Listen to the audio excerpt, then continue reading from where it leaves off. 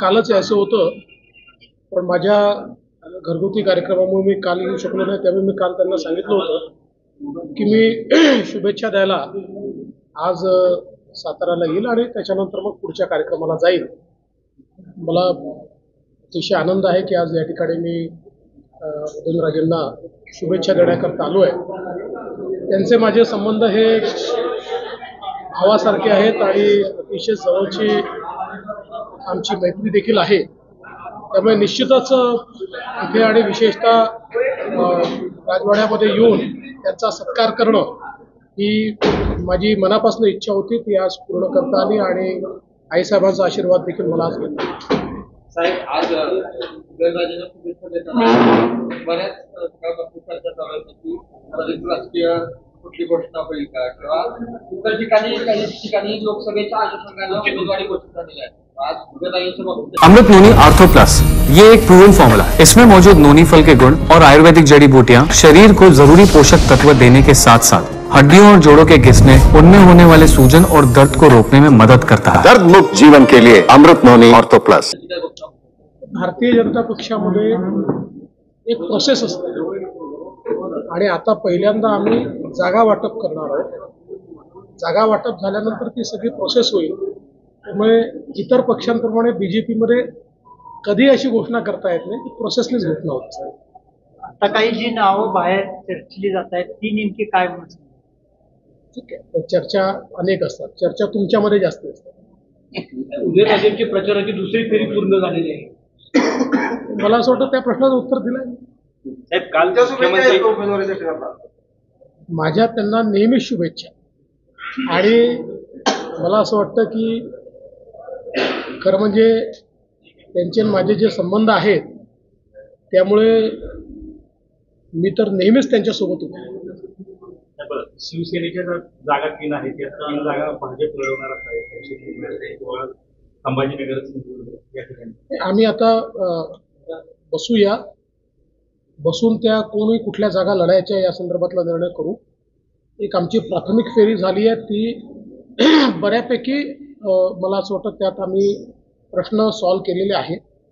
अजून 1-2 फेऱ्या आम्हाला कराव्या लागतील. सगळे प्रश्न सॉल्व्ह होतील आणि एकदा कुठल्या जागा लढवायच्या ठरलं की मी तुम्हाला सांगेल. मला माझ्यासारख्या नेत्यांनी अटकलबाजी करणं किंवा त्या ठिकाणी फोरकास्टिंग करणं योग्य नसतं. त्या लेवलचा मी नाही. त्याच्यामुळे मला असं वाटतं की योग्य वेळी तुम्हाला सगळ्या गोष्टी मी सांगणार. पहिल्यांदा शरद पवार रायगडावर गेले, 40 वर्षात ते गेले नाहीत. रायगडावरच गेले हे तुमचं म्हणजे तुम्ही इतकी त्यांची अवस्था केली की त्यांना शेवटी शिवाजी महाराजांच्या पायाशी जावं लागलं असं वाटतं. मी कालच बोललो की बाकी काही असू द्या, पण अजितदादांना एका गोष्टीचं क्रेडिट द्यावं लागेल की अजितदादांनी 40 वर्षानंतर पवार साहेबांना रायगडावर पाठवलं आणि छत्रपती शिवरायांच्या चरणी 40 वर्षानंतर का होईना त्या ठिकाणी पवार साहेबांना जावं लागलं. याचा मला आनंद आहे. साहेब, सुप्रिया सुळेंचं वक्तव्य आहे की पुण्यामधलं ड्रग्स रॅकेट जर संपवायचं असेल तर तुम्ही भूमिका घ्या, राजकीय हेवेदावे बाजूला सोडून आम्ही तुमच्यासोबत काम करू. आता 2 मुलींचे आज व्हिडिओ सुद्धा व्हायरल झाले. आम्ही भूमिका घेतलीच आहे. त्याच्यामुळेच हे सगळं सापडत आहे. हे काही आता काल परवा सुरू झालेल्या गोष्टी नाही आहेत. त्यामुळे ही भूमिका अतिशय स्पष्टपणे घेतली आहे आणि ते जर मदत करत असतील तर त्यांचं स्वागत आहे. बावनकुळेंचं वक्तव्य आहे की आगामी लोकसभेच्या निवडणुकीच्या पार्श्वभूमीवर भाजपमध्ये जे पक्ष छोटे छोटे पक्ष प्रवेश करत असतील ते पक्ष प्रवेश करून घ्या आणि गावागावातील छोटे पक्ष.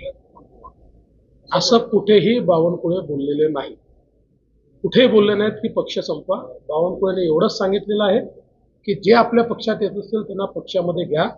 कृपा करून त्यांच्या स्टेटमेंटला आपल्या स्टेटमेंटची जोड देऊ नका. शरद पवार काल रायगडावर होते. शरद पवार रायगडावर होते. त्यांनी असं म्हटले देशाची परिस्थिती बिकट आहे, परिवर्तन होण्याची गरज आहे. देशाची परिस्थिती बिकट नाही आहे. शरद पवार साहेबांच्या राष्ट्रवादी काँग्रेसची परिस्थिती बिकट आहे. त्यांनी योग्य वेळी परिवर्तन केलं असतं तर अशी बिकट परिस्थिती त्यांची झाली नसती.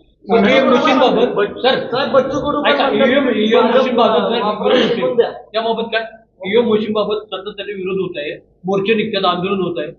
असं आहे की जेव्हा जिंकतात तेव्हा ईव्हीएम मशीन चांगली असते, हारतात तेव्हा ती खराब असते. इलेक्शन कमिशननी सगळ्या पक्षांना ओपन चॅलेंज दिला होता, ओपन चॅलेंज. ज्यांच्याजवळ ईव्हीएम मशीन टॅम्परिंग करण्याचा कुठलाही तंत्रज्ञान असेल त्यांनी येऊन आम्हाला करून दाखवावी. एकही पक्ष देशातला हे करू शकलेला नाही. सुप्रीम कोर्टाने देखील त्या संदर्भात निर्णय दिलेला आहे. त्यामुळे हारायची मानसिकता झाली की ईव्हीएम मशीन आठवत. ठाकरेंच्या शिवसेनेचे आमदार असलेले त्यांना मोठा असं दिलासा आहे, बच्चू कडू कधी आमच्यासोबत आलेच नाही, ते शिवसेनेच्या सोबत आहे. असं आहे, ते शिवसेनेच्या सोबत आहेत. त्याच्यामुळे मला असं वाटतं कोण काय म्हणताय याबद्दल मी उत्तर देणार नाही.